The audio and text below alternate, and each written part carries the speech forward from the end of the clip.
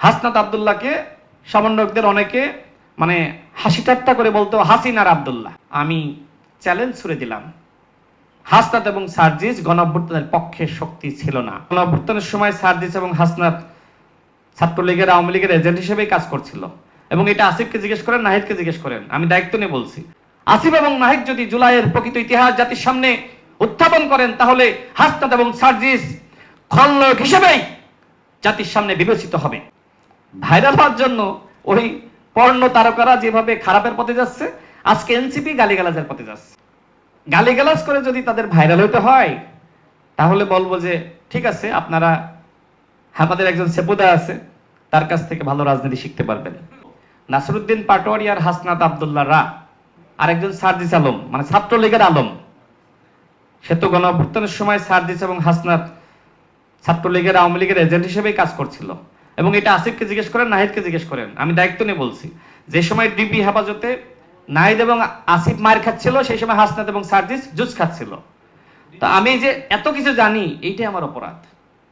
মানে গণঅভ্যুত্থানের সময় যেটা ফারুক ওয়াসিফ ভাই বলছিলেন যে সমন্বয়কদের মধ্যেও সমন্বয় ছিল না, অর্থাৎ নাহিদ এবং আসিফ চাচ্ছিল শেখ হাসিনার পতন, এবং হাসনাত এবং সার্জিস চাচ্ছিল যে কিভাবে হাসিনাকে রক্ষা করা যায়।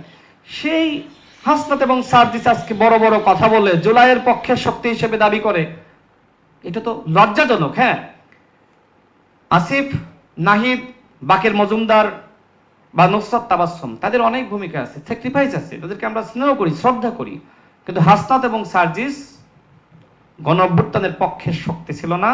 তারা কোটা সংস্কার আন্দোলন চেয়েছিল। আমার সাথে যদি কেউ ওপেন ডিবেট করতে চায়, আমি চ্যালেঞ্জ ছুড়ে দিলাম, হাসনাত এবং সার্জিস গণঅভ্যুত্থানের পক্ষে শক্তি ছিল না। 3 আগস্ট হাসনাত এবং সার্জিসকে প্রতিহত করার জন্য আসিফ মাহমুদ একটা টিমকে দায়িত্ব দিয়েছিল।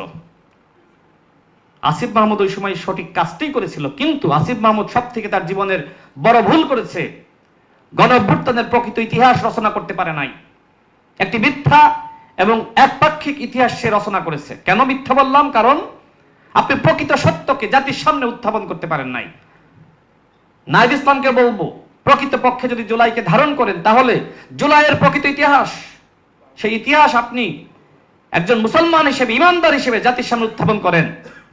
আসিফ এবং নাহিদ যদি জুলাইয়ের প্রকৃত ইতিহাস জাতির সামনে উত্থাপন করেন, তাহলে হাসনাত এবং সার্জিস খলনায়ক হিসেবেই জাতির সামনে বিবেচিত হবে। আমি তো চ্যালেঞ্জ করে কথা বলছি, আসেন আমার সাথে ডিবেট করার জন্য। বহু তথ্য প্রমাণ আমার কাছে আছে।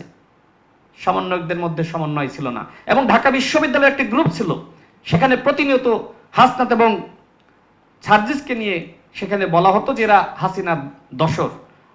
হাসনাত আব্দুল্লাহকে সমন্বয়কদের অনেকে মানে হাসি ঠাট্টা করে বলতো হাসিনার আব্দুল্লাহ। হাসনাত এবং সার্জিস ওই আওয়ামী লীগের সাথে বৈঠকে যাওয়ার জন্য অনেককে ফোন দিয়েছিল, কিন্তু কেউই রাজি হয়নি। তার মানে কি, সমন্বয়কদের একটা অংশ দেশপ্রেমিকের ভূমিকায় অবতীর্ণ ছিল, আর একটা অংশ আওয়ামী লীগের সাথে সমন্বয় করে আন্দোলনকে ব্যর্থ করার ভূমিকায় অবতীর্ণ ছিল। এটা জুলাইয়ের প্রকৃত ইতিহাস। জুলাইয়ের মির্জাফররা এখন বিএনপিকে হুমকি দিতেছে, 7 দিনের মধ্যে পতন ঘটিয়ে দিবে, 1 মিনিটের মধ্যে পতন ঘটিয়ে দিবে। এত সস্তা নাকি জুলাই গণঅভ্যুত্থান? বিএনপির অংশগ্রহণ যদি জুলাই গণঅভ্যুত্থানে না থাকতো, এই বাংলাদেশে জুলাই গণঅভ্যুত্থান সফল হতো না।